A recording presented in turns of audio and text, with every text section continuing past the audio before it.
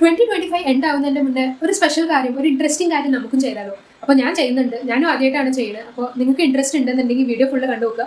നിങ്ങൾക്ക് ഇഷ്ടപ്പെട്ടു എന്നുണ്ടെങ്കിൽ നിങ്ങളും ട്രൈ ചെയ്ത് നോക്കുക. Let's see.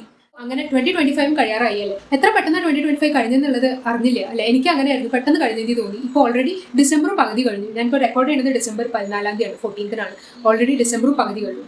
അപ്പോൾ ഞാനിന്ന് വിചാരിച്ചു എന്തെങ്കിലും ഒരു ഇൻട്രസ്റ്റിംഗ് ആയിട്ടുള്ള കാര്യം ഈ കൊല്ലം ഞാനും ചെയ്യാമെന്നുള്ളത്. യൂഷ്വലി എല്ലാവരും ന്യൂ ഇയർ റെസൊല്യൂഷൻസ് ഒക്കെ എടുക്കാറുണ്ട് അല്ലേ.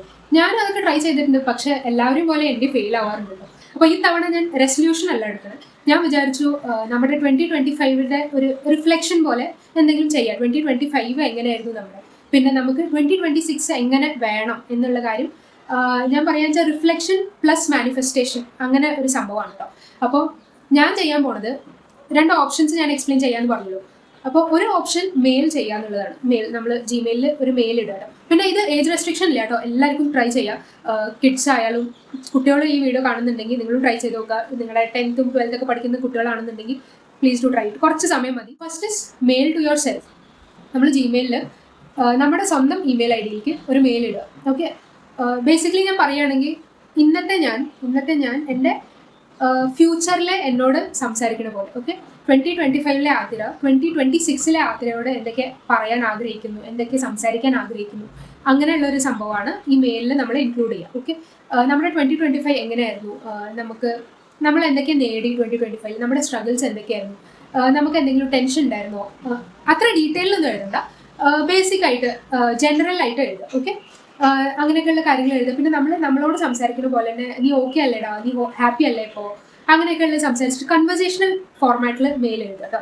അപ്പോൾ ഞാൻ ഇതാണ് ട്രൈ ചെയ്യാൻ പോകുന്നത്. ആദ്യം നമുക്ക് ഈ മെയിൽ ഷെഡ്യൂൾ ചെയ്ത് വെക്കണം. ഓക്കെ, നമുക്ക് തന്നെ എഴുതി ഒരു സബ്ജക്ട് ലൈനൊക്കെ ഇട്ട് പ്രോപ്പറായിട്ട് ഈസി ലാംഗ്വേജിൽ എഴുതുക. നിങ്ങൾക്ക് ഏത് ലാംഗ്വേജ് ആണോ കംഫർട്ടബിൾ ആ ലാംഗ്വേജിൽ എഴുതുക. നിങ്ങൾ കൺവെർസേഷൻ എങ്ങനെ ചെയ്യണോ അത്ര കംഫർട്ടബിൾ ഈസി ആയിട്ട്, അധികം ചിന്തിക്കാൻ പോകാണ്ട്, ചാറ്റ് GPT ഒന്നും യൂസ് ചെയ്യാൻ പോകണ്ട, നിങ്ങൾക്ക് കംഫർട്ടബിൾ ആവുന്ന രീതിക്ക് നിങ്ങൾ എഴുതുക. ഓക്കെ, അപ്പോൾ ഞാൻ അങ്ങനെയാണ് ചെയ്യാൻ പോകുന്നത്. ഞാൻ ഒരു AID ഹെൽപ്പ് എടുത്തിട്ടില്ല, ഞാൻ തന്നെ സ്വന്തം English plus Malayalam plus Hindi അങ്ങനെയാണ് ഞാൻ എഴുതാൻ പോകുന്നത്. കാരണം എനിക്ക് ഈ 3 ലാംഗ്വേജാണ് കംഫർട്ടബിൾ. അപ്പോൾ ഞാൻ 3 ലാംഗ്വേജ് കൂടെ മിക്സ് ചെയ്തിട്ടാണ് എനിക്ക് തോന്നുന്ന പോലെയാണ് എഴുതാൻ പോകുന്നത്, ഈസി ആയിട്ട്. ഓക്കെ, നമുക്ക് ഇത് ഇൻട്രസ്റ്റിംഗ് ആയിട്ട് തോന്നുന്നുണ്ടെങ്കിൽ ട്രൈ ചെയ്ത് നോക്കുക. പിന്നെ ഒരു കാര്യം കൂടി, ജിമെയിലിൽ നമുക്ക് ഷെഡ്യൂൾ ചെയ്യാനുള്ള ഓപ്ഷൻ ഉണ്ട്.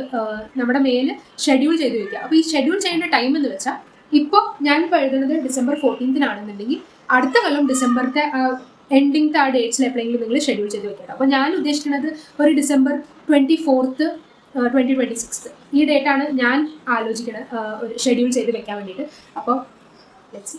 Second option is manifestation chits. ഇത് ഞാൻ ഒരുപാട് ഈ വീഡിയോസിലൊക്കെ കണ്ടിട്ടുണ്ട്. മാനിഫെസ്റ്റേഷൻ ചിറ്റ്സ് ബേസിക്കലി എന്താണെന്ന് വെച്ചാൽ നമുക്കൊരു 8 ചിറ്റ്സ് ഉണ്ടാക്കാം. നിങ്ങൾക്ക് എങ്ങനെ പ്രിഫറബിൾ വെച്ചാൽ നിങ്ങൾ അങ്ങനെ ട്രൈ ചെയ്യും. നമുക്ക് ഒന്നല്ലെങ്കിൽ ചിറ്റ്സ് ഉണ്ടാക്കിയിട്ട് ഒരു ബോക്സിൽ, അത് പ്രൈവറ്റ് ആയിട്ട് വെക്കുന്ന ഒരു ബോക്സിൽ നമുക്ക് ഇട്ടിട്ട് സേഫ്ലി അത് സ്റ്റോർ ചെയ്ത് വെക്കാം കേട്ടോ. പിന്നെ അത് ഇടയ്ക്കിടയ്ക്ക് പോയി തുറന്നു നോക്കാനൊന്നും പാടില്ല. നമ്മൾ ഒരു പ്രാവശ്യം എഴുതിയിട്ടിട്ട് ഒരു 8 ചിറ്റ്സിൽ നമ്മൾ എന്തൊക്കെയൊക്കെ 2026 ആഗ്രഹിക്കുന്നു, ചെയ്യാൻ ആഗ്രഹിക്കുന്നു, ആ കാര്യങ്ങൾ നമുക്ക് കിട്ടി അല്ലെങ്കിൽ നമ്മൾ നേടി എന്ന് പറഞ്ഞിട്ട് വേണം എഴുതിയെടുക്കാൻ. ഫോർ എക്സാമ്പിൾ ഞാൻ പറയുകയാണെങ്കിൽ നമുക്കൊരു ലൈസൻസ് എടുക്കണമെന്നുണ്ടെങ്കിൽ, നമുക്കൊരു വെഹിക്കിളിൻ്റെ ലൈസൻസ് എടുക്കണം, ഒരു വണ്ടി വാങ്ങണം എന്നുണ്ടെങ്കിൽ നമ്മൾ അത് ഇപ്പം നമ്മളത് ആഗ്രഹിക്കുന്നുണ്ടെന്നുണ്ടെങ്കിൽ നമ്മളത് എഴുതിയിടുക.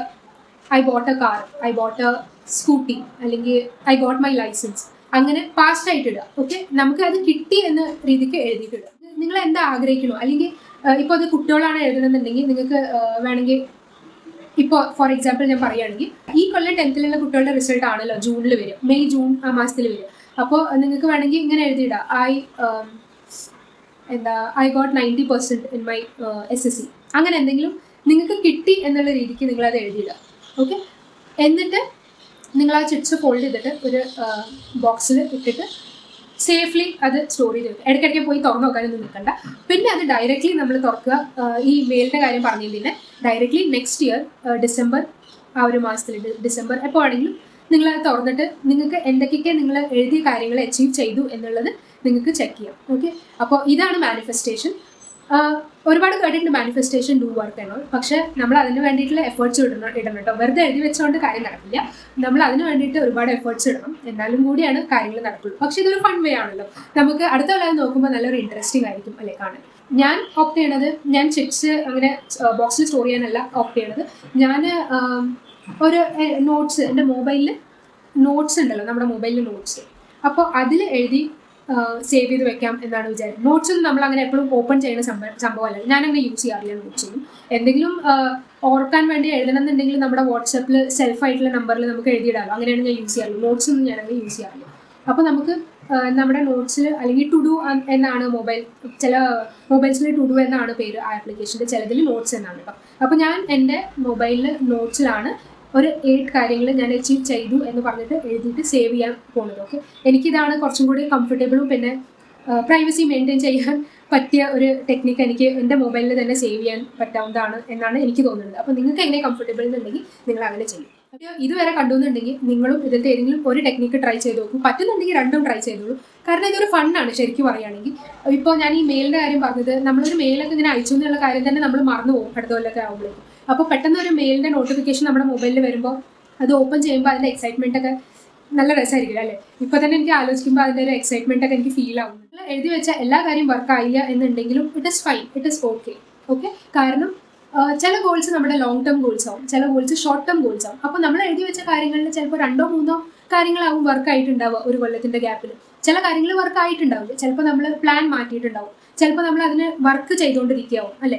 അപ്പോൾ അങ്ങനെയൊക്കെയുള്ള കാര്യങ്ങളാകുമ്പോൾ ദാറ്റ് ഇസ് ഫൈൻ. നമ്മൾ എഴുതി വെച്ച കാര്യങ്ങൾ 2 or 3 ഐറ്റംസ് വർക്ക് ചെയ്താലും it is a great achievement for us.